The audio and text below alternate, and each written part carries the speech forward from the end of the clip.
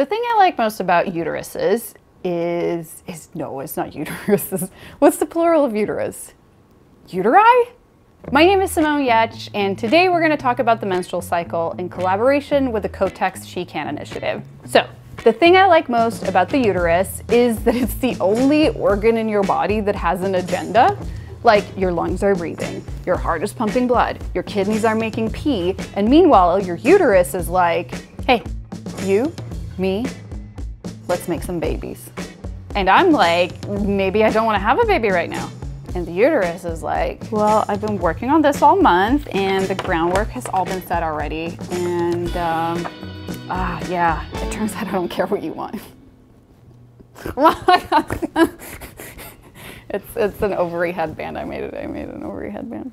The groundwork in this case is what's known as the menstrual cycle, and it's this really complex process that can be difficult to understand. And whenever I struggle with something, my solution is always to build a machine. So here we are.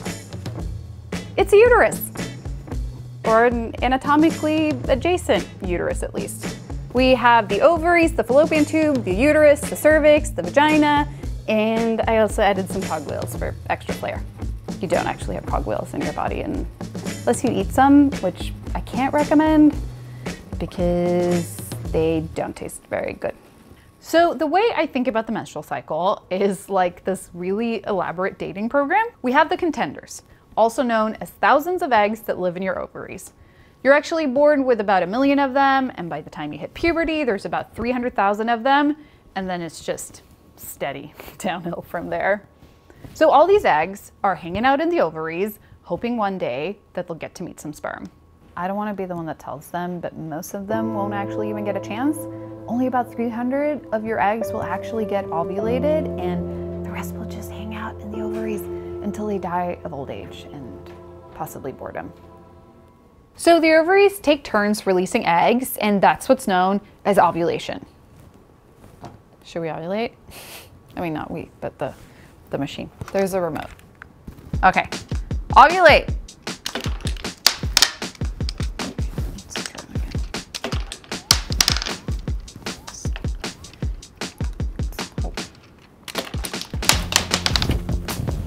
This is actually something that kind of happens in the body as well. The connection between the fallopian tubes and the ovaries are not a perfect fit. So some eggs will just like wander out into the abdomen and find their own adventures until they also die and get reabsorbed into the body because it's a really harsh life being an egg.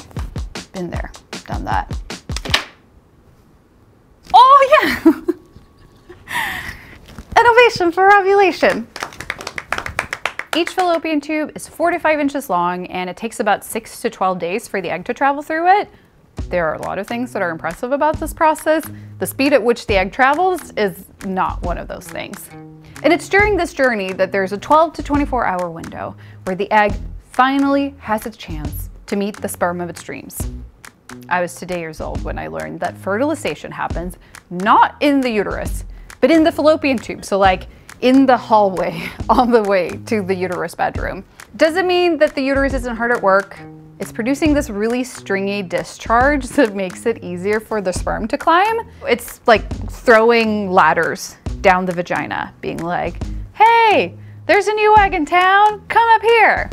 The lining of the uterus is also growing thicker, and it's essentially like decorating an entire baby room just in case a fertilized egg comes around.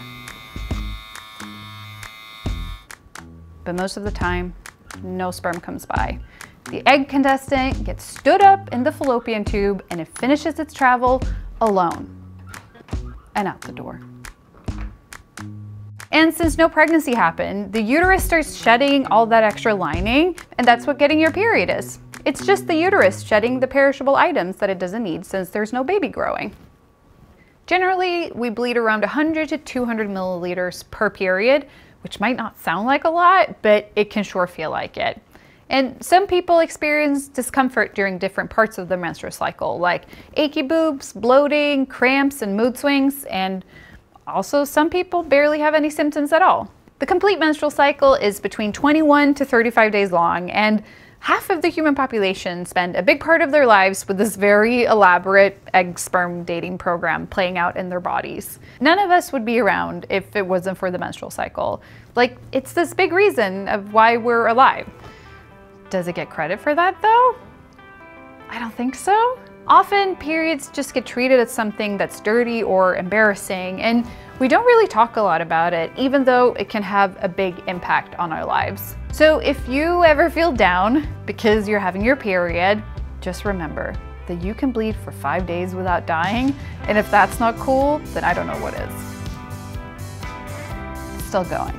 It'll take a couple of days, actually. The menstruation machine was created in collaboration with the Kotex She Can Initiative, an organization that champions women's progress by fighting period stigmas and the barriers they cause. Do we really need to do this every month though? Yes. Why? Because I want to. Okay, but what if I could pee out the period blood instead? No, this system is a masterpiece. Also, that reminds me that I gotta run because we're scheduled to release another egg in 2 days, and I can tell you this one is gonna be a good one. Okay, ciao!